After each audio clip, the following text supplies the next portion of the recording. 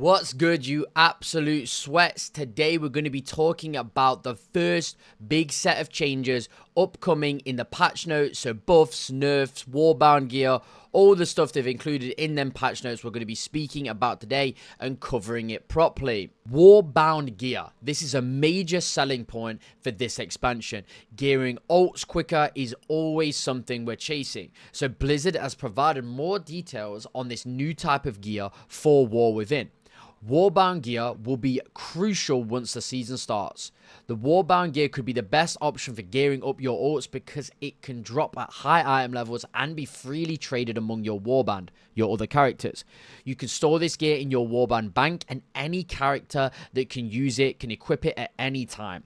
Warbound gear isn't limited to specific sources. It can drop from almost anywhere, including rares, raid bosses, dungeons, and delves. For example, the first Lamplighter supply satchel you open will always contain a piece of Warbound gear. Each raid boss, final dungeon boss, and bountiful chest from a delve also has a chance to drop Warbound gear as bonus loot, meaning it doesn't replace other loot, which is huge, so it's extra.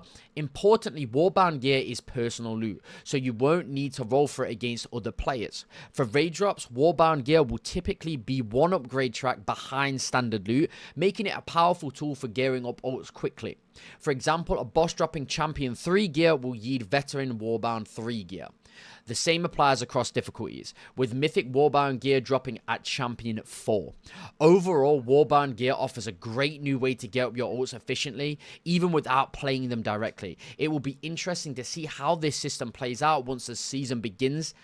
I personally cannot wait because I'm playing lots of characters already. I'm on number 6 right now. Let's talk about nerfs. Unfortunately for our overpowered Frost Death Knights, there are a few notable reductions in damage that you'll need to be aware of.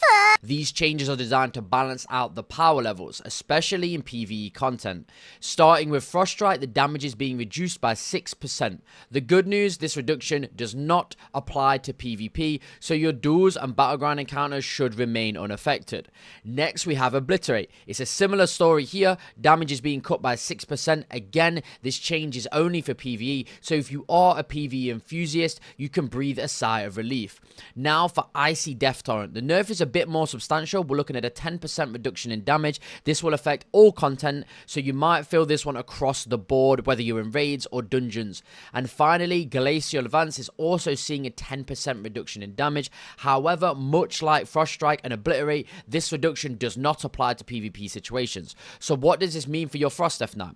Well, you might notice a slight dip in your damage output in PvE content, but the good news is that these changes are focused on balancing rather than drastically altering your playstyle. Your performance in PvP remains strong, with no reductions affecting your primary abilities there. Now moving on to balance rune changes, there are some nerfs to be aware of, but also some buffs that might bring a smile to your face. Starting with Umbral Intensity, there's a bit of a reduction here. The damage boost for Wrath is now going to be 20% at the first rank and 40% at the second rank, down from 25 and 50% respectively. Starfire is also seeing a more significant decrease, with its bonus damage dropping to 15% at rank 1 and 30% at rank 2. Compared to the previous 50%. But it's not all reductions, so don't worry. Starsurge is getting a nice buff with a 12% damage increase. This should help you pack a bit more punch in your rotations, and for those who love to rain down destruction with Starfall, you'll be happy to hear that the damage is going up by 20%. This will make your AoE presence even more formidable in both dungeons and large-scale fights. Additionally, the Harmony of Heavens talent is receiving a tweak. The power of Eclipse will now increase by 2% per proc, up to a maximum of 6%. Previously, it was just 1% per proc with a max of 5%. So this is a nice little boost to your overall Eclipse effectiveness. Now, let's shift gears to the Feral specialization.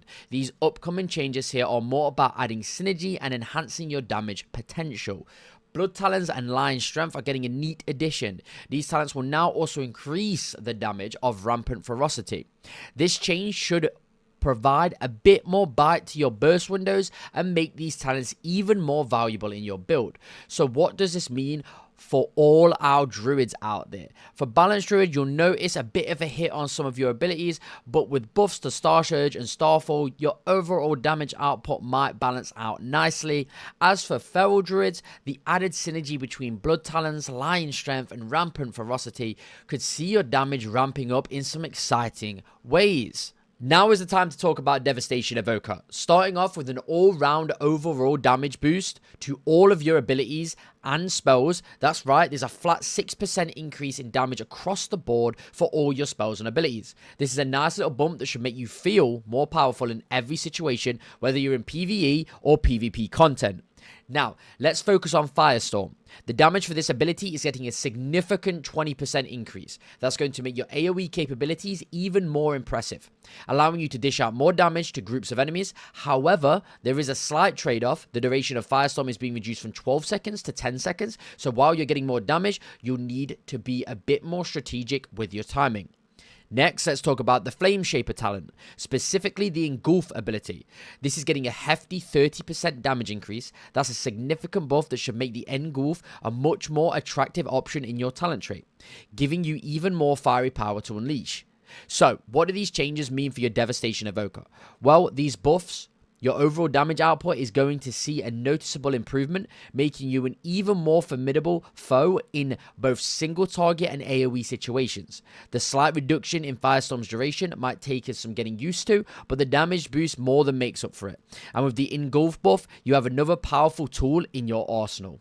Now, for all you die-hard Hunter players out there, you'll be happy to know that Hunter is getting some neat buffs for the War Within.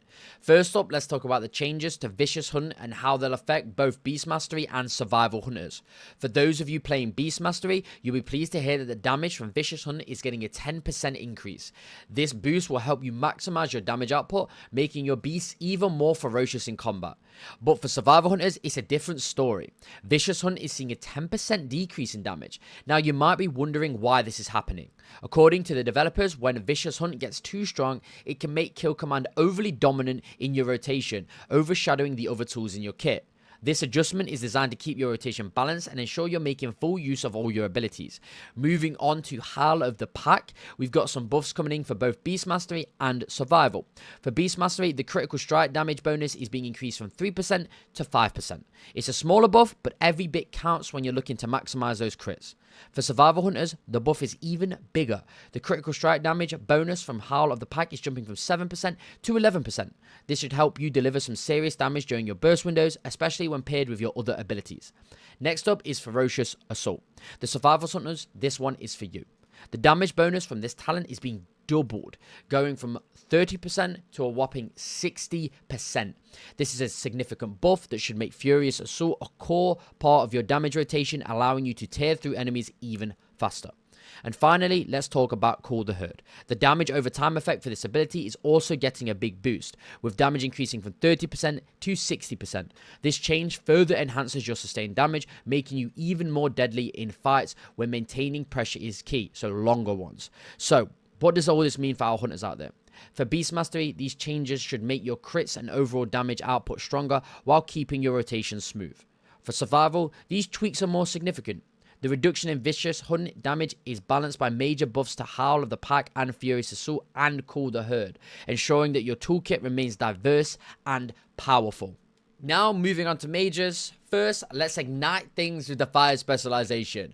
Good news for all fire mages out there, your damage is about to heat up even more because you are in the dumpster right now. Starting with Living Bomb, the damage is getting a 30% increase. This is a huge buff that will make Living Bomb even more explosive in your AoE situations. If you love spreading the burn, this change is definitely for you. Next up is Pyroblast. This iconic Fire Mage spell is receiving a 5% damage increase.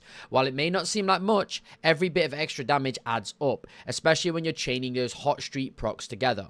And for those of you who love to melt down large groups of enemies, Flame Strike is also getting a 10% damage boost. This also makes your AoE rotations even more deadly, allowing you to clear packs of enemies with greater efficiency. Now let's turn to the Frostfire specialization. This hybrid playstyle is getting some love as well. Frostfire Bolt is receiving a substantial 25% damage increase for Fire Mages. This is a significant buff that should make Frostfire builds more competitive, especially if you're looking to mix up your rotation with some icy firepower. Now, let's discuss the Sun Fury specialization, where we have a few changes that you'll need to adapt to. First off, Burden of Power can no longer be double dipped through spell queuing. This change is aimed at balancing the talent and ensuring that the timing of your abilities is more precise and intentional. Speaking of balance, Arcane Phoenix for Arcane Mages is seeing a 10% reduction in damage. While this might feel like a nerf, it's intended to keep the overall damage output of the Arcane spec in check because you are blasting the meters right now. This is ensuring that other abilities and talents remain relevant in your rotation. And finally, the base duration of Arcane Soul is being reduced from 3 seconds to 2 seconds. This change will require you to be a bit quicker on your feet when making the most of this ability. So make sure to adjust your timing accordingly. What's the takeaway from these changes then? For Fire Mages, your damage is getting a nice bump, especially in AoE scenarios with Living Bomb and Flame Strike. The Frostfire build is becoming even more potent with the buff to Frostfire Bolt. As for Sun Fury and Arcane Mages, these adjustments are focused on balance, ensuring that no single ability or talent becomes too dominant in your playstyle. And for Paladins, just some small changes for Retribution. Mastery, High Lord's Judgment is being reduced by 10%. For example, at level 80, 180 mastery rating will now grant 1.35% mastery instead of 1.5%. This means your overall mastery effectiveness will take a small hit, so keep that in mind as you gear up. But it's not all reductions. There is also a 5% increase to Holy Spell damage. This buff will offset the mastery nerf and should give your Holy infused abilities a bit more of a punch in combat. Next up is Priest. For Discipline Priest, preventative measures now boost Power Word Shield absorption by 40%, up from 25%. Plus, Atonement Healing outside of Raid is getting a big bump, now increased by 100% instead of 70%. Lastly, Shadow Word of Pain and Purge the Wicked damage is going up by 20%. And for our Shadow Priests out there, Void Blast from Void Weaver talent is getting a solid 20% damage increase, making your rotation hit even harder. Now, Shamans have received quite a few buffs and nerfs. For Elemental Shamans, Mastery Elemental Overload is getting a 35% boost to its bonus for all elemental and physical damage. However, all your damage is being reduced by 6%. On the Stormbringer front, Tempest now deals 65% damage to nearby enemies, up from 50%, but with reduced damage beyond 5 targets. Enhancement Shamans, your overall damage is being reduced by 4%, but Elemental Blast is getting a 12% damage increased. Tempest follows the same change as Elemental, with 65% damage to nearby enemies and reduced damage beyond 5 targets. Plus, for Totemic Shamans, Tremor damage is increased by 10%, Searing Volley gets a massive 80% boost. And probably the shortest of them all, Warlocks, Destruction, all ability damage increased by 5%, so a nice little boost for all you Destruction players out there. That's all for this week's news, you absolute sweats. As we approach the start of Season 1, we expect more updates and changes. What do you think about the first round of buffs and nerfs for the expansion? And how do you feel about the new Warbound gear system? Share your thoughts in the comments below. Don't forget to subscribe and ring that notification bell to stay updated. Thanks for watching, and as always, good luck, have fun, peace.